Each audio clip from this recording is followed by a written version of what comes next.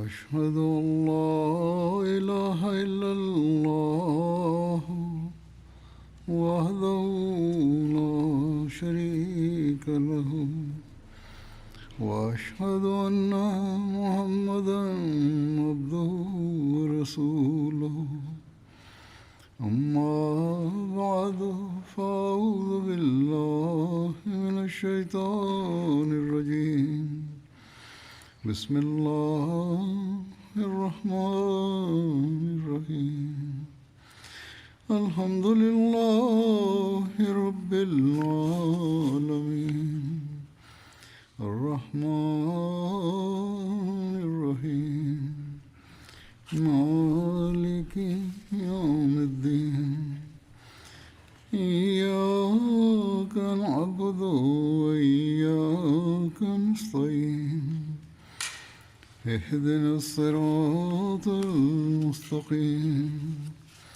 صراط الذين أنعمت عليهم غير المغضوب عليهم ولا الضالين.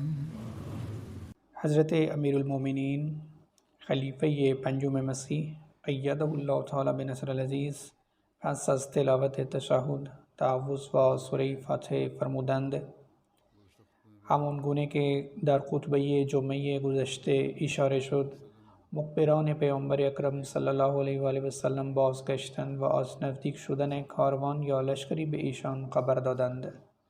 هنگامی که پیامبر اکرم صلی الله علیه و آله و سلم از نزدیک شدن لشکر قریش برای حفظ کاروان تجاری خود مطلع شدند، از اصحاب خود مشورت گرفتند و آنان را از اوضاع قریش آگاه فرمودند.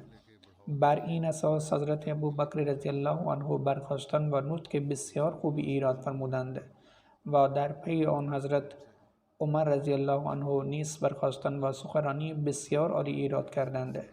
آنگاه حضرت مقداد بن عمرو برخاستند و درخواست کردند: ای رسول خدا، به سوی آنچه خداوند به شما امر کرده است حرکت کنید. ما با شما هستیم. به خدا سوگند آنچه را که بنی اسرائیل به موسی گفتند به شما نمیگوییم.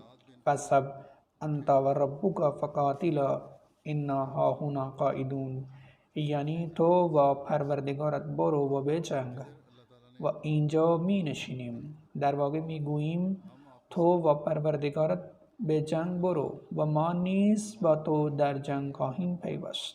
سوگند به خدایی که شما را به حق برانگیخت، اگرچه ما را به برکالغماد برسانی با شما لشکرکشی می کنیم. در رابطه با برکالغماد نوشتند که در یمن و در فاصله 5 روزه مکه قرار دارد. این استعاره بود که اعراب به کار می بردن و دلالت بر مسافت طولانی داشت. و در ادامه گفت: ما در کنار شما به نبرد با دشمن تا رسیدن به مقصد ادامه می دهیم. پیامبر اکرم صلی الله علیه و آله و سلم برایشان آرزوی سلامتی کردند و برایشان دعا کردند. مورخی نوشته است که برکالغماد در جنوب مکه و در فاصله تقریبی 430 کیلومتر قرار داشت. دور از مسیر اصلی سفر در مکانی دور به دلیل مسافت زیادی و دشوار سفر در آنجا به عنوان اصطلاح به کار می رفت. درست مانند کوهکاف در اردو به معنی و دلالت بر مسافت طولانی دارد. این بدان معنا بود که پیامبر اکرم صلی الله علیه و آله و سلم تا کجا پیش می رفتند در کنارشان می ماندند. در این باره نیز به تفصیل می پردازیم، زیرا برخی از مورخان در این باره سوالی را مطرح کرده‌اند که آیا این که حضرت مقداد رضی الله عنه تلاوت کردند مربوط به سوره مائده است، در حالی که این سوره بسیار دیرتر نازل شده است. بنابراین قرائت این آیه در این مناسبت مشکوک به نظر می رسد. با این حال علما احتمالاتی را نیز برای این امر مطرح می کنند، از جمله این که این سخن بنی اسرائیل را از یهودیان شنیده‌اند، یا ممکن است یکی از راویان بعدی این آیه را اضافه کرده باشد. به هر حال این ایراد اهمیت چندانی ندارد، زیرا این روایت در کتب تاریخ مکرر نقل شده است.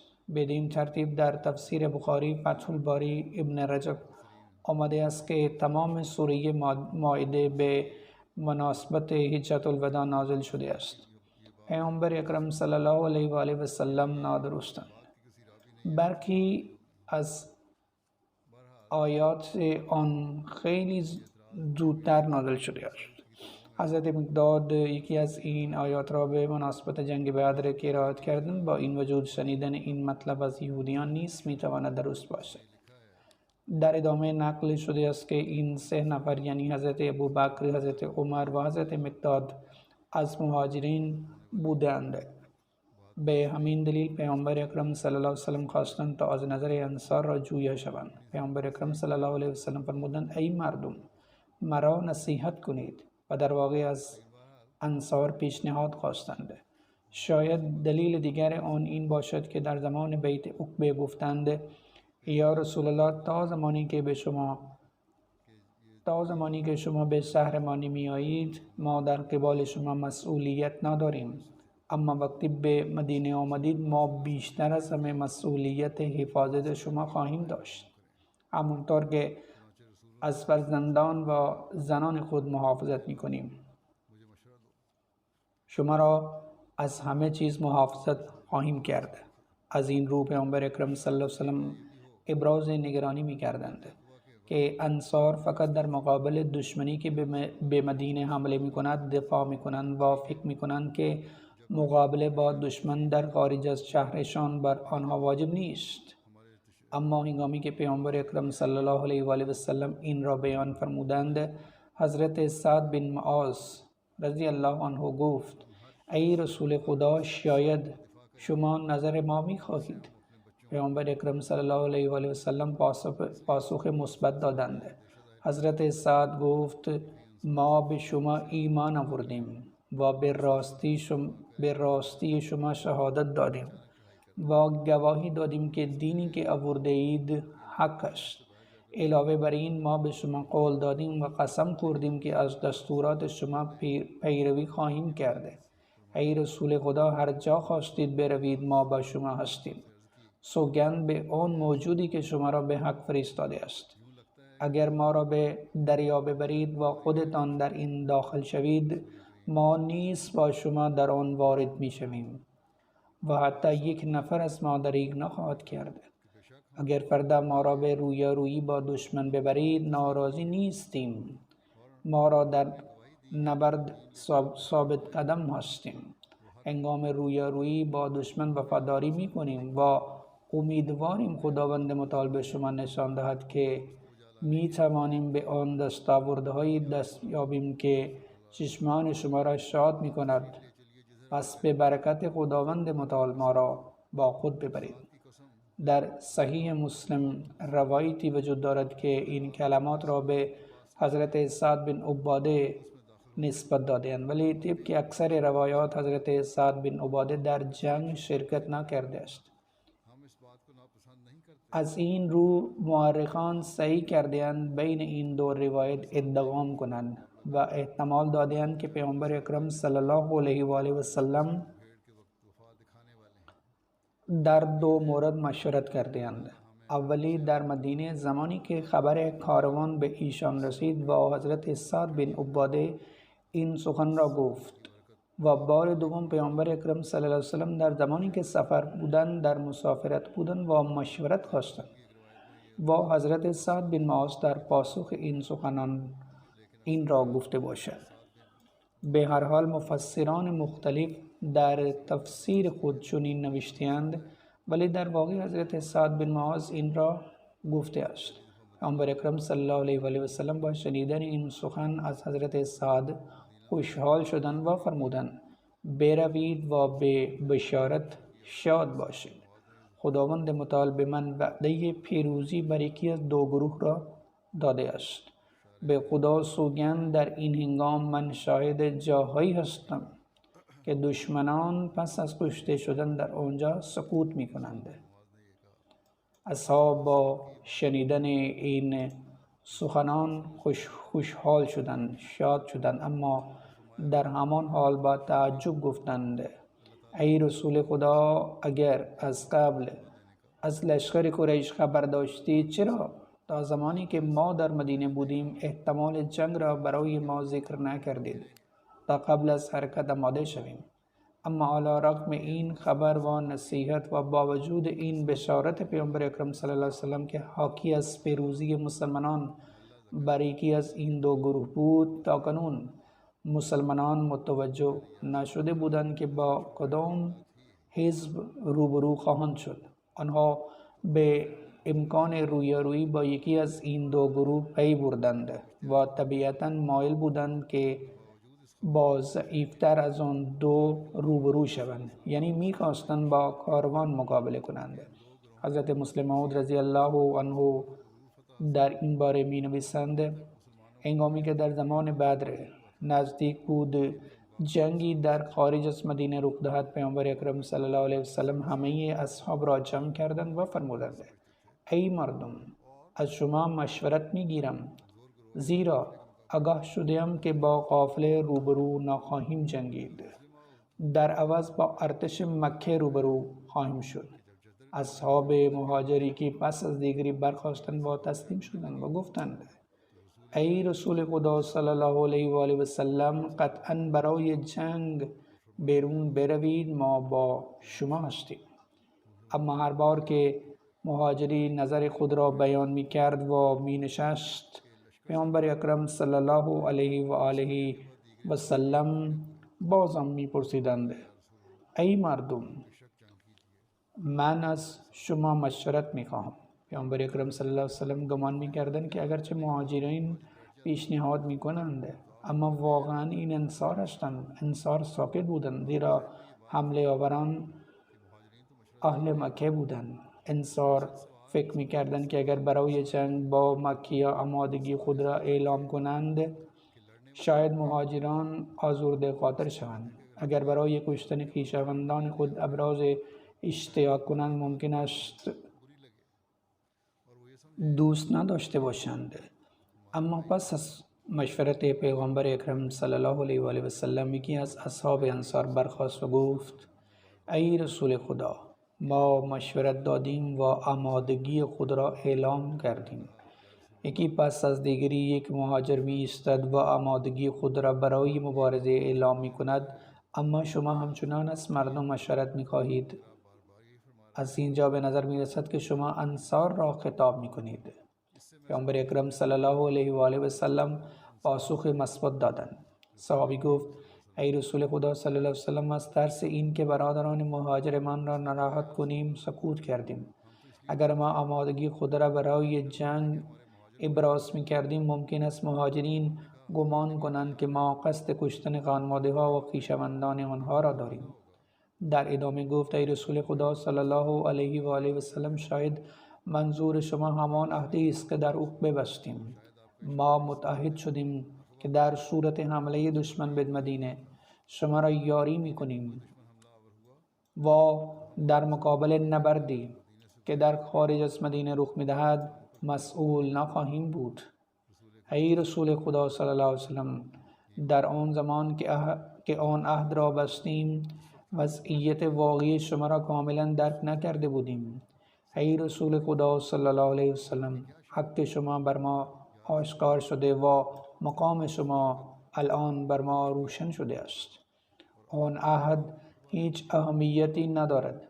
دریا پیش روی ماست. اگر شما آن قدر فرمان دهید، ما آماده ایم که سوار بر اسبهای خود برویم. اگر جنگی شد، به خدا سوگند ما در سمت راست و چپ شما می جنگیم و از جلو و پشت سر شما می جنگیم. دشمن نمی تواند به شما برسد مگر اینکه از روی اجساد ما عبور کند. پیامبر اکرم صلی الله علیه و سلم به این توصیه از آن مکان خارج شدن و با طی کردن مسیرهای مختلف به نزدیکی بدر رسیدند. در مورد بدر قبلا ذکر شده است که اما من یک بار دیگر آرای خواهم کرد. بدر در 150 کیلومتری جنوب غربی مدینه قرار دارد. چشمانداز آن دشتی بیضی شکل و بیابانی است که طول آن 5.5 مایل و عرض آن 4 مایل است. اطراف آن را کوههای بلند احاطه کرده است و چاه‌ها و باغ‌های فراوانی دارد که کاروان‌ها اغلب در آنجا اردو می‌زدند.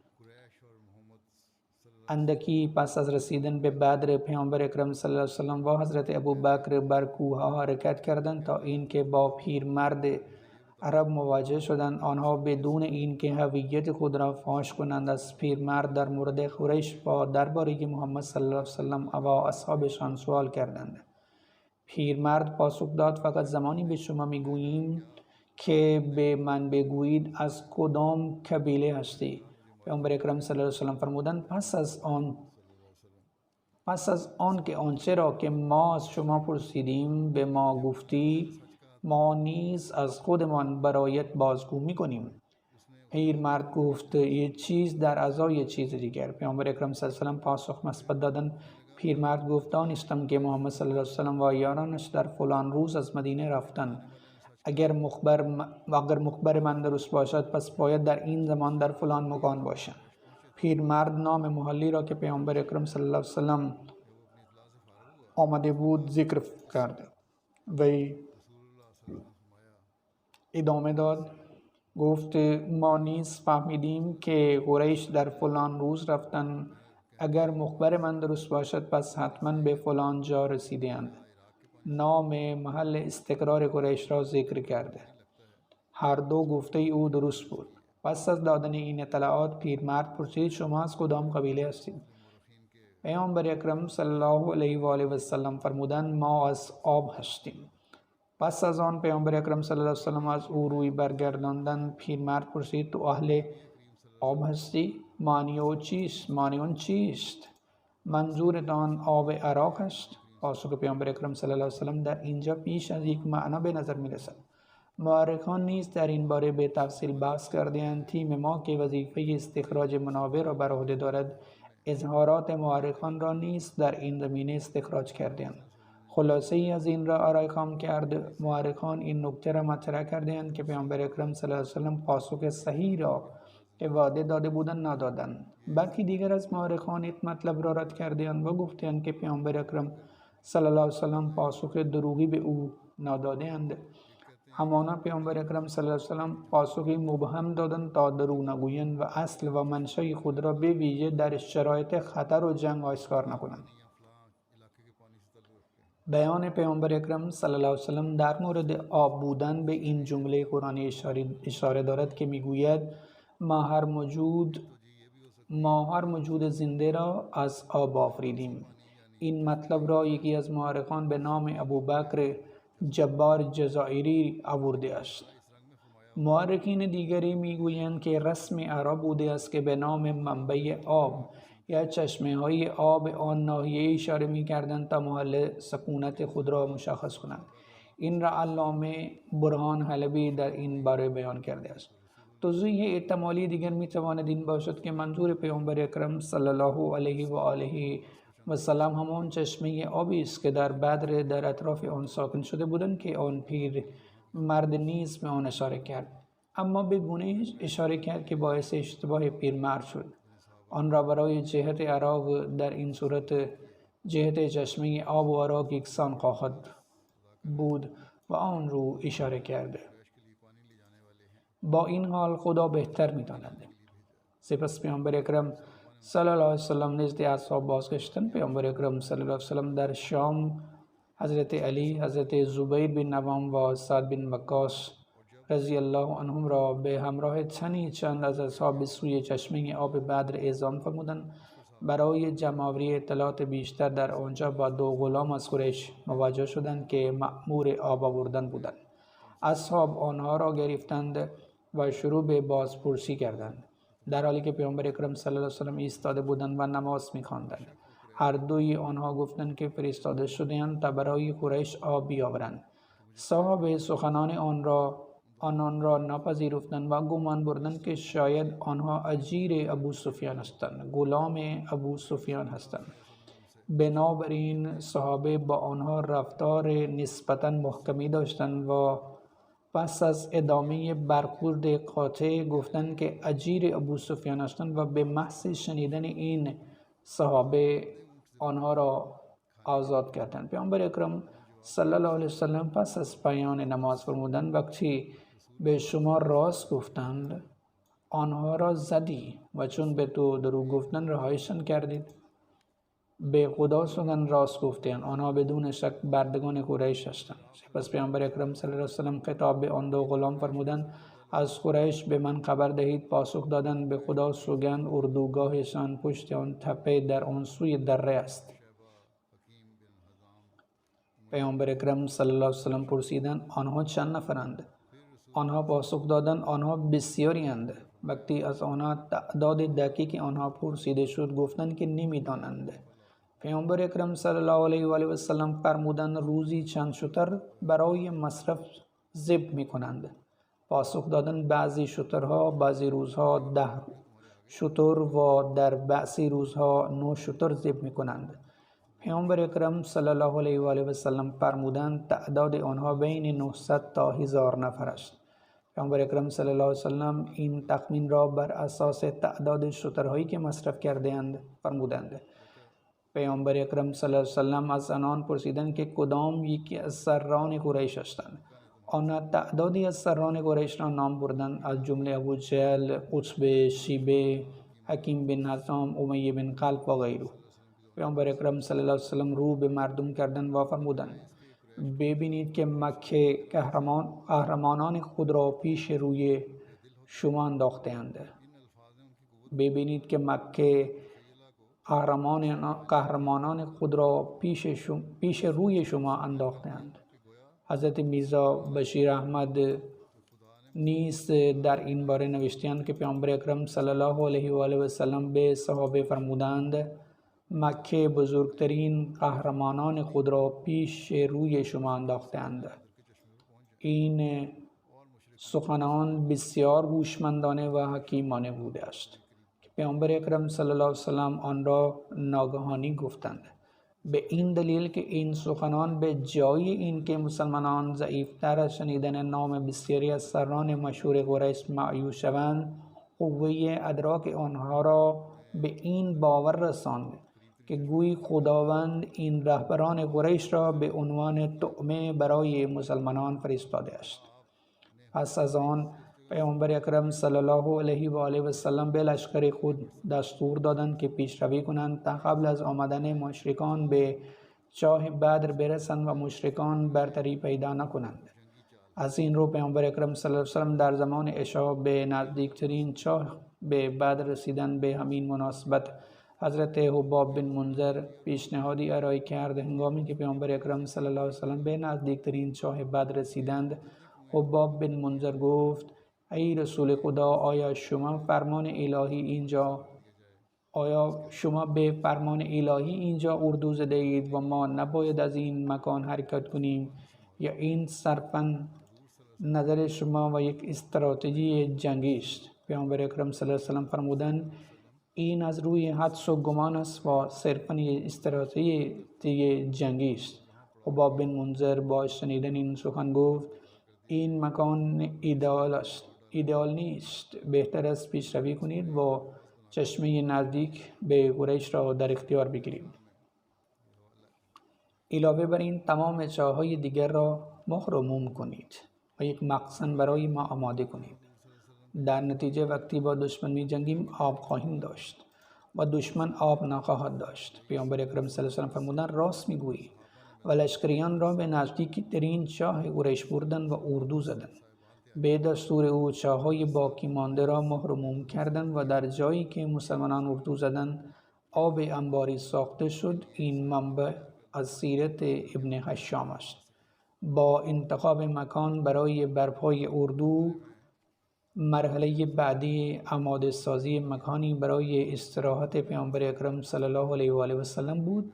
اصحاب به پیشنهاد سعد بن معاذ رئیس قبیله اوس سایبانی برای پیامبر اکرم صلی الله علیه و سلم در یک طرف دشت آماده کردند.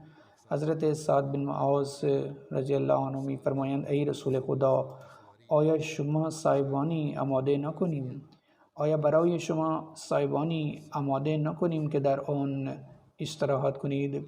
حضرت میرزا بشیر احمد رضی الله عنه شرح مفصلی از این واقعه نوشته‌اند که قبلا ذکر کردم. با این حال ذکر در اینجا نیز ضروری است. بعد از انتخاب مکانی برای برپای اردوگاه به پیشنهاد سعد بن معاذ رئیس قوم اوس، نوعی سایبان برای پیامبر اکرم صلی الله علیه و سلم در یک سوی میدان مهیا شد. سعد اسب پیامبر اکرم صلی الله علیه و آله و سلم را به نزدیکی خیمه بسوا فرمود. ای رسول خدا، در این خیمه بنشینید تا به نام خدا با دشمن بجنگیم. اگر خداوند به ما پیروزی عطا کند این همان آرزوی ماست، اما اگر خدایی نکرده قضیه رو به وخامت گذاشت، سوار بر اسب شوید و به هر نحو ممکن به مدینه برسید. در آنجا برادران و اقوام ما را خواهید یافت که در عشق و اخلاص کمتر از ما نیستند، اما چون غافل از این که در این کارزار به جنگ مواجه خواهند شد نیامده‌اند، در غیر این صورت هرگز عقب نمی ماندند. وقتی از اوضاع آگاه شوند از جان فشانی برای حفظ شما کوتاهی نمی کنند. این اخلاص پرشور سعد بود که در هر حال شایسته ستایش است. اما آیا می توان تصور کرد که رسول خدا از میدان جنگ فرار خواهند کرد؟ بنابراین در میدان حنین لشکر 12,000 نفری پشت کردند، اما این مرکز توحید الهی یعنی پیامبر اکرم صلی الله علیه و سلم یک وجب تکان نخوردند. به هر حال خیمه آماده شد و سعد با چند تن دیگر از انصار دور آن را گرفتند و نگهبانی دادند. پیامبر اکرم صلی الله علیه و سلم به همراه حضرت ابوبکر در این خیمه نشین شدند و شب را در آنجا سپری کردند. در روایت دیگری آمده است که حضرت ابوبکر رضی الله عنه تمام شب را با شمشیری بدون غلاف در کنار پیامبر اکرم نگهبانی می‌دادند. پیامبر اکرم صلی الله علیه و سلم تمام شب گریان و زاری به درگاه خداوند مناجات می‌کردند. نوشته‌اند که در تمام لشکر فقط پیامبر اکرم صلی الله علیه و سلم تمام شب را بیدار ماندند که به نوبت توانستند کمی استراحت کنند. حضرت مسلم موعود رضی الله عنه می نویسند هنگامی که اصحاب به دشت بدر رسیدند منطقه مرتفع ساختند و از پیامبر اکرم صلی الله علیه و سلم خواستند که در آنجا بنشینند.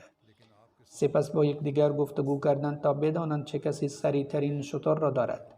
بدین ترتیب سریعترین شتر را آوردند و نزد پیامبر اکرم صلی الله علیه و سلم بستند.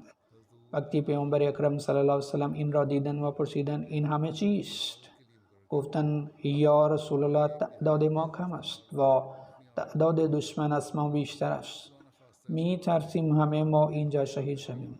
ما نگران جان خود نیستیم یا رسول الله صلی الله علیه و سلم، نگران هستیم که دردی نخورید. اگر همه ما می‌بریم ذره‌ای بر اسلام تاثیر نمی‌گذارد، اما آینده اسلام به شما بستگی دارد. بنابراین برای ما لازم است که از ابراز محافظت از شما اطمینان حاصل کنیم. ای رسول خدا، ما ابوبکر را برای حفظ شما قرار دادیم و شتر سری را نزدیک شما بستیم. اگر خدایی نکرده زمانی رسید که یکی یکی کشته شویم. یا رسول الله، این شتر اینجاست، از این برای رسیدن به مدینه استفاده کنید. برخی از برادران ما در آنجا حضور دارند، نمی دانستند که جنگی خواهد شد. اگر می دانستند به ما به راه می افتادند. شما باید نزد آنها بروید، آنها از شما محافظت می کنند و از شر دشمن در امان خواهید بود. با این حال پیامبر اکرم صلی الله علیه و سلم نه این کار را می پذیرفتند و نه آمادگی انجام آن را داشتند، اما این عشق و علاقه اصحاب بود. حضرت مسلم موعود رضی الله عنه در این باره می نویسند حضرت علی روزی فرمود شجاعترین و دلاورترین اصحاب حضرت ابوبکر رضی الله عنه بود. سپس در جنگ بدر فرمود سایبان جداگانه‌ای برای پیامبر اکرم صلی الله علیه و سلم ساخته شد.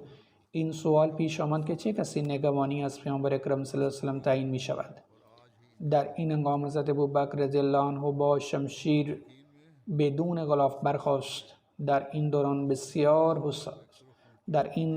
بسیار حساس حضرت ابوبکر با نهایت رشادت و شجاعت برای پاسداری از پیامبر اکرم صلی الله علیه و سلم قدم نهاد. با این وجود صبح روز بعد قریش از اردوگاه خود پیشروی کردند. پیامبر اکرم صلی الله علیه و سلم چون آنها را دیدند چنین دعا کردند: خدایا، قریش با تمام غرور و تکبر برای مبارزه با شما حاضر شده‌اند و رسول شما را دروغ اعلام کرده‌اند.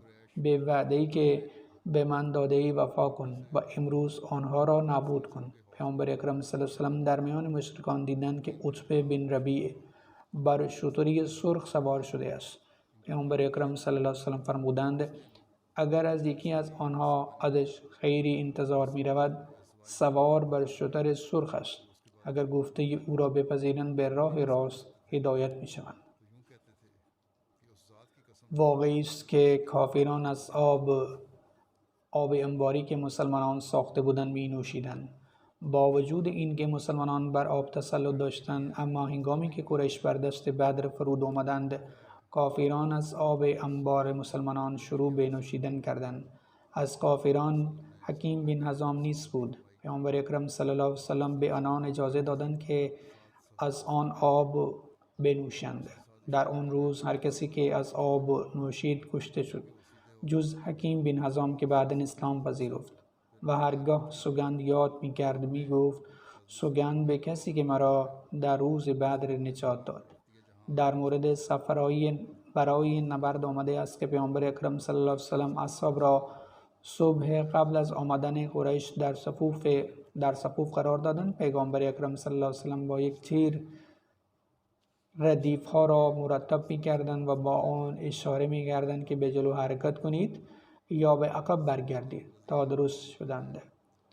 پیامبر اکرم صلی الله علیه و سلم پرچم را به دست مصعب بن عمیر و آن را در جایی که دستور داده بودند قرار داد. در زمانی که پیامبر اکرم صلی الله علیه و سلم به سمت غرب صف می کشیدند و در این مدت هنگام صف بندی حادثه عجیب در رابطه با حضرت سواد بن غزی خازیه رخ داد که نشان از عشق و علاقه او به آن حضرت داشت. نوشته شده است که در جنگ بدر هنگامی که پیامبر اکرم صلی الله علیه و آله و سلم صف بندی می کردند از کنار سواد بن غزیه که خارج از صف بود عبور کرد. پیامبر اکرم صلی الله علیه و آله و سلم تیر را به شکمش فشار دادند و فرمودند ای سواد در صف قدم بردارید. حضرت سواد گفت ای رسول خدا شما باعث درد من شده اید. خداوند متعال شما را برای اقامه عدل و انصاف قرار داده است. میخواهم قصاص کنم. شما با یک تیر به شکمم زدید. پیامبر اکرم صلی الله علیه و سلم پارچه ای را از روی شکم خود برداشتند و فرمودند انتقام خود را بگیر. حضرت سواد پیامبر اکرم صلی الله علیه و سلم را در آغوش گرفت و شروع به بوسیدن بدنشان کرد. پیامبر اکرم صلی الله علیه و سلم فرمودند ای سواد چرا این کار را کردید؟ حضرت سواد عرض کرده ای رسول خدا میبینید که این ساعت چه ساعتی است؟ نمیدانم زنده میمانم یا نه. آرزو میکنم آخرین لحظاتم در آنجا سپری شود که تنم با پیکر مبارکت لمس کند. پیامبر اکرم صلی الله علیه و آله و سلم برای او دعا کردند. اینها حوادث عشق و ارادت مطلق بود. ما باقی حوادث در آینده نقل خواهد شد انشاءالله. اکنون میخواهم از چند تن از اعضای فقید یاد کنم که اولین آنها قاری محترم محمد عاشق است که استاد جامعه احمدیه و همچنین سرپرستی مدرسه الحفظ را بر عهده داشت. وی اخیراً در سن 85 سالگی دور فانی را ودا گفت. به راستی که ما از آن خدا هستیم و به سوی او باز می‌گردیم. به فضل خدا مرحوم موسی بود. پس از حفظ قرآن و آموختن قرائت صحیح آن، قبل از پذیرفتن احمدیه در مدارس مختلف اهل حدیث در نقاط مختلف پاکستان به تدریس پرداخت. احمدیه را به میل خود پذیرفت. آقای قاری عاشق قبل از بیعت از فرقه اهل حدیث بود. قاری محترم کتابی درباره زندگی خود نوشته است که در آن میگوید در سال 1957 زمانی که در کراچی زندگی می کردم دوستان علمی داشتم که با آنها ارتباط داشتم و اغلب پیش آنها می رفتم. در آنجا روزنامه می خواندم و به عده‌ای از علما هم می نشستم. روزی در حالی که نشسته بودم و روزنامه می خواندم، شخصی که مشغول مطالعه کتابی از حضرت مسیح ماعود علیه السلام بود گفت این شگفت انگیز است. پرسیدم چه چیزی در آن عالی است؟ وی گفت علمای ما معتقدند برخی از آیات قرآن قابل نسخ است، در حالی که میرزا غلام احمد قادیانی میگوید حتی یک ذره‌ای از قرآن نسخ نشده است. کنجکاو شدم. بنابراین تصمیم گرفتم کمی تحقیق کنم تا بفهمم راست میگوید یا دروغ. سپس در زندگی نامه‌ای که نوشته بود میگوید یه روز برای این که درباره احمدیه بیشتر بدانم، بعد از نماز به تالار احمدیه کراچی رفتم و در آنجا با احمدی آشنا شدم. به او گفتم که میخواهم در مورد موضوعاتی که در آنها اختلاف نظر داریم اطلاعات بیشتری کسب کنم و از او درخواست کردم که مرا راهنمایی کند. یک نفر آنجا نشسته بود که مرا از تالار احمدی به خانه‌اش برد. چند کتاب به من داد تا بخواهم. من آنها را مطالعه کردم و حتی کتابی را به یکی از دوستان دانشمندم که آخوند بود نشان دادم که این دقیقاً مطابق با اسلام است. آخوند گفت شما آدم بسیار خوبی هستی، تو آگاه نیستی، پس به تو خبر میدهم که مطالبی که میرزا صاحب در کتاب‌های کوچکتر خود نوشته با اسلام مطابقت دارد یا نه، ولی اینها همون کتاب‌هایی هستند که در زمان شروع خود نوشته. اما در کتب ضخیم که میرزا صاحب بعدها افکار و عقاید باطل نوشته است و اینها براهین احمدیه در همون ابتدا و دقیقاً مطابق با سایر کتب اسلام نوشته شده است. در هر حال قاری محترم پیش آخوند رفت و کتابی ضخیم خواست، اما آخوند عذری آورد و کتاب نداد. با وجود این که اختلافی بین کتاب‌های حضرت مسیح موعود علیه السلام وجود ندارد، کتاب‌هایی از ابتدا یا کتاب‌هایی هستند که بعدا نوشته شده‌اند، خدای متعال بهتر می‌داند که دلیل احمدی برای تهیه نکردن کتاب‌ها چه بوده است. در هر صورت قاری محترم ارتباط خود را با او قطع کرده. سپس بر اساس سرگذشت قاری محترم فرمان خاص خداوند در دل او شور خاصی ایجاد کرد و قاری محترم به مناسبت‌های مختلف به ربوه رفت و با احمدی‌های محلی ارتباط برقرار کرد.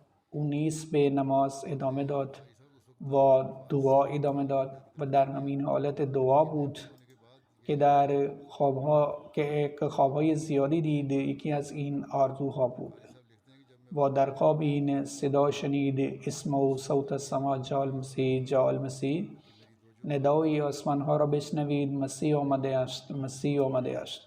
قاری محترم میگوید در آن زمان این سخنان توجهی مرا به احمدی جلب نکرده، اما پس از احمدی شدن متوجه شدم که آن آرزوها برآورده شده است. این نیز یکی از خوابهای بسیاری بود که او دید. قاری محترم می نویسد وقتی به زندگی خود نگاه میکنم در میابم که این جز لطف خداوند متعال نبود که مدام توجهم به احمدی جلب شد و به من هدایت داده شد. سپس می نویسد شیخ عبدالقادر سوداگرمل مبلغی را در یکی از اجتماعات مجلس انصارالله ملاقات کردم. میگوید روز اول اجتماع او در حالی که هنوز بیعت نکرده بود به انصار اجتماع رفت. من در همه برنامه‌ها شرکت کردم. من در روز دوم یا سوم اجتماع ابراز تمایل به بیعت کردم. از این رو به دفتر اصلاح و ارشاد مرکزی رفتیم و من فرم بیعت را تکمیل کردم و به نور احمدیت مشرف شدم. وی پس از پذیرش احمدیت با آزمایش‌های فراوانی روبرو شد که از آن پس فشار شاگردان و اساتید غیر احمدیش بود که سعی می‌کردند حتی با تحمل‌های مختلف و تحمیل سختی‌ها او را به عقب برگردانند. آریه محترم میگوید پس از قبولی احمدیه در این راه با مشکلات فراوانی روبرو می شدم، ولی خداوند متعال مرا ثابت قدم نگه داشت و در مسیری که او آموخته بود ادامه دادم. هدایت خداوند متعال در آنجا بود. به همین دلیل است که هیچ خواسته دنیاوی نتوانست مرا از راه راست دور کند. تلاش‌های زیادی برای دور کردن من از جماعت احمدیه و بازگرداندن من به اهل حدیث انجام شد، اما به فضل الهی علی رغم تلاش‌های فراوان در تلاش برای بازگرداندن من ناکام ماندند. درجه ایمانی که به آن رسیده بودم، او با بیوی که قبلا 3 فرزند داشت ازدواج کرد. یک دختر هم با او داشت. در مورد خدمات خود به جماعت می نویسد روزی صوفی خدابخش زیروی محترم را در مسجد دیدم و ایشان به من گفتند که حضرت میرزا طاهر احمد مسئول وقف جدید است. در آن زمان پیامی فرستاد که مرا در رو نیست او بیاورند. او تا این زمان وعید کرده بود. وی میگوید وقتی نزد ایشان رفتم، ابتدا به تلاوت من از قرآن گوش داد و سپس وظیفه آموزش تلاوت قرآن به معلمین وقف جدید را به من واگذار کرد و همچنین ترتیب اقامت من در وقف جدید را داد و همچنین اقامت برای من مهیا ساخت. این در سال 1964 بود. او میگوید که در دی ماه 1964 رسما به عنوان معلم وقف جدید انتخاب شدم. در این مدت شاگردان سال آخر جامعه احمدیه در وقف جدید نزد من می آمدند. قاری محترم بعداً به بنا به درخواست محترم میر داود احمد که در آن زمان رئیس جامعه احمدیه بود به تدریس در جامعه احمدیه پرداخت. او در کنار جامعه در مدرسه دخترانی نصرت که دانشکده جماعت بود با رعایت مقتضیات حجاب نیز به تدریس پرداخت. در سال 1969 حافظ شفیق محترم که مسئول مدرسه حفظ بود از دنیا رفت و از این رو میر داود احمد رئیس جامعه از حافظ محترم خواست تا در این کلاس تدریس کند. آن روزها این کلاس در مسجد مبارک تدریس میشد. همچنین یادم میآید که پسرها در مسجد می نشستند و قرآن را حفظ می کردند. سپس حضرت خلیفه سوم مسیح قاری محترم را به مدرسه حفظ منصوب کرد و همچنین نوشت که در وقف جدید در کلاس حفظ ادامه خواهد داد. از این رو در 11 ژوئن 1971 رسما به مدرسه حفظ منصوب شد. وی در سال 1997 بازنشسته شد. با این حال تا سال 2019 در مدرسه حفظ و مدرسه ظفر به تدریس ادامه داد. به مناسبت فرا رسیدن جلسه سالانه 1964 برای اولین بار فرصت تلاوت قرآن کریم را داشت. آریه محترم می نویسد که در 1965 افتخار دیدار با حضرت خلیفه دوم مسیح را داشت. او در رابطه با این دیدار تاریخی می گوید من این فرصت را داشتم که با او دست بدهم و این لحظه تغییر زندگی برای من بود. منشی خصوصی مرا به حضور معرفی کرد و گفت این قاری محمد عاشق محترم است که اخیراً تازه آمده است. وقتی او مرا معرفی می کرد آن حضرت به من بسیار محبت آمیز به من نگاه می کردند و در عین حال من نیز در حالی که دست مبارکش را گرفته بودم به او نگاه می کردم. قاری محترم به مدت 15 سال در ماه‌های پرفیض رمضان در مسجد مبارک اقامه نماز تراویح را بر عهده داشت.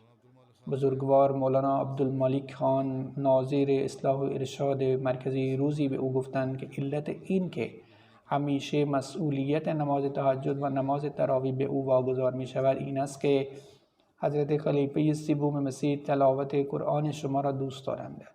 او شاگردان زیادی دارد و اکنون در نقاط مختلف دنیا زندگی می کنند. همچنین نامه‌های خود را در مورد او و چگونگی بهره‌مندی از صفات و دانش او برای من ارسال کرده‌اند. خداوند متعال درجات آن مرحوم را عنایت فرماید و به فرزندانش عنایت فرماید تا عادت به دعا و اخلاص را آنگونه که می‌خواهد در خود ایجاد کنند. ذکر بعدی متعلق به محترم نورالدین الحسنی است که از احمدی قدیمی جماعت احمدی در سوریه بوده است و در حال حاضر در عربستان سعودی اقامت داشت. او سالها به دلیل احمدی بودنش در عربستان سعودی زندانی بود. علیرغم بیماری‌ها و سختی‌هایی که متحمل شد، بر ایمان خود ثابت قدم ماند و در حالی که هنوز در زندان بود 25 می در 82 سالگی دار فانی را ودا گفت: به راستی که ما از آن خدا هستیم و به سوی او باز می‌گردیم. پدر محترم مرحوم الحاج عبدالرئیف الحسنی در سال 1938 بیعت کرد. مرحوم منیر الحسنی امیر سابق جماعت در سوریه بود. برادر بزرگ نورالدین بود. مرحوم از همان کودکی در محیطی پر از اخلاق و سنت‌های اسلامی و عشق به خلافت بزرگ شد. آن مرحوم 13 یا 14 ساله بود که پدرش از دنیا رفت و مدت زیادی را در محضر منیر الحسنی گذراند و مطالب زیادی در مورد جماعت از ایشان آموخت. حضرت مسلم موعود در سال 1955 به دمشق مشرف شدند. در خانه عموی آن مرحوم بدرالدین الحسنی اقامت گزیدند. مرحوم نیز در این ایام فرصت تلاوت قرآن کریم را در محضر حضرت مسلم موعود داشت. روزه های زیادی می گرفت، مخصوصا روزه های دوشنبه و پنجشنبه علاقه زیادی به تلاوت قرآن کریم داشت. یک نماز تهجدی هم ترک نکرد. حتی تا آخرین لحظات زندان بر ایمان خود ثابت قدم ماند و به جماعت وابسته بود. ایمان کامل داشت که یاری خداوند متعال به زودی فراخواهد رسید. او این را به همه کسانی که در زندان با او ملاقات می‌کردند یادآور می‌شد. از او همسرش که احمدی نیست به یادگار مانده است، اما در طول مدت زندان به همسرش وفادار ماند و فداکاری‌های زیادی کرد. او 3 پسر به نام عبدالرؤوف الحسنی، محمد معاذ الحسنی و فؤاد الحسنی، همچنین یک دختر زینب الحسنی دارد. از او نوه‌های زیادی به جا مانده‌اند و به فضل خداوند متعال همگی احمدی‌های مخلصند. معاذ الحسنی فرزند آن مرحوم میگوید: پدرم می‌خواست همه ما خواهران و برادران راضی باشیم و سپس وارد جماعت شویم و حمد و ثنای خداوند متعال است که با ایمان کامل بیعت کردیم. زمانی که در عربستان بودیم جستجوی جماعت پرداخت و سرانجام با مرحوم آقای هاشم که در انگلستان زندگی می‌کرد و در عربستان سعودی کار می‌کرد ملاقات کرد. با او در تماس بود و تا آخرین نفس به کار جماعت مشغول بود. و بسیار مهربان و دلباز بود و دوست داشت همیشه به دیگران کمک کند. وی در ادامه میگوید: در سال 2019 احضار و سپس زندانی شد. پس از تلاش و مجاهدات فراوان سرانجام متوجه شدیم که پدرانمان به دلیل احمدی بودن و تبلیغ در شبکه‌های اجتماعی به زندان افتاده است.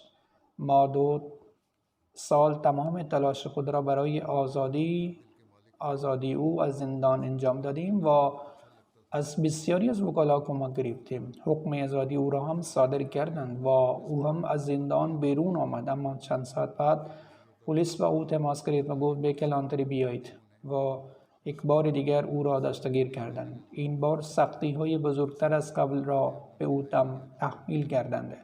او اجازه ملاقات با کسی را نداشت و حتی اجازه‌ای نداشت که با کسی تلفنی صحبت کند. به دلیل کهولت سن سلامتی او بسیار ضعیف بود و اغلب به بیمارستان می‌رفت. اما حتی در آن زمان نیز قادر به ملاقات اعضای خانواده‌اش نبود. پسر بزرگ او عبدالرؤوف الحسنی که در کانادا زندگی می‌کند می‌گوید که با جماعت پیوند صمیمیت و وفاداری را داشت. او بر عقاید خود بسیار استوار بود و به عبادت و اخلاص خود نیز توضیح خاصی داشت و جزئیات بیشتری را ذکر کرده و می‌نویسد که در سال 2016 که در زندان بود در آن زمان روزه می‌گرفت و حتی در آن زمان نیز علیرغم اینکه می‌دانست در زندان سختی‌های زیادی را متحمل خواهد شد روزه خود را افطار نکرد. وقتی افسر زندان به او آب تعارف کرد به او گفت که روزه است. سپس اجازه گرفت تا بتواند نماز عصر خود را بخواند و مأمور به او اجازه داد. سپس نمازش را در حضورش خواند و افسر زندان گفت که او هم مثل آنها نماز می‌خواند. به هر حال این موضوع اونقدر روی او تاثیر گذاشت که در آن زمان او را آزاد کرد. بعداً در دسامبر 2019 پلیس دوباره او را دستگیر کرد و در حالی که در زندان بود از دنیا رفت. خداوند متعال او را مغفرت و رحمت کند و درجاتش را بالا ببرد. خداوند متعال به فرزندانش نیز توفیق دهد که اعمال و صفات نیک او را در پیش گیرند. بعد از اقامه نماز جمعه نماز میتشان را اقامه می‌کنند. اللہ تعالیٰ ان سے مغفرت و رحم کا سلوک فرمائے، درجات بلند فرمائے، ان کی اولاد کو بھی ان کی نیکیاں اور خصوصیات اپنانے کی توفیق عطا فرمائے۔ نماز کے بعد میں نماز جنازہ ہی پڑھاؤں گا انشاءاللہ۔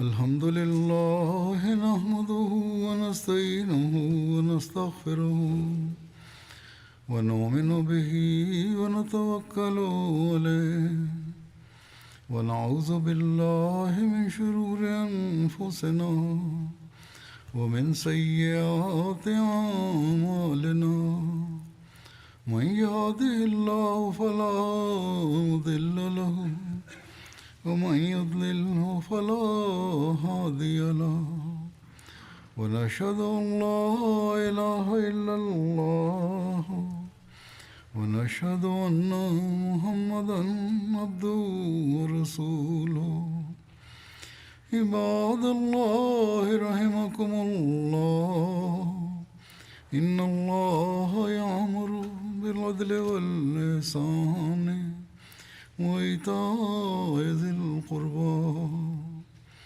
وينهى عن الفحشاء والمنكر والبغي يعظكم لعلكم تذكرون اذكروا الله يذكركم وادعوه يستجب لكم ولذكر الله أكبر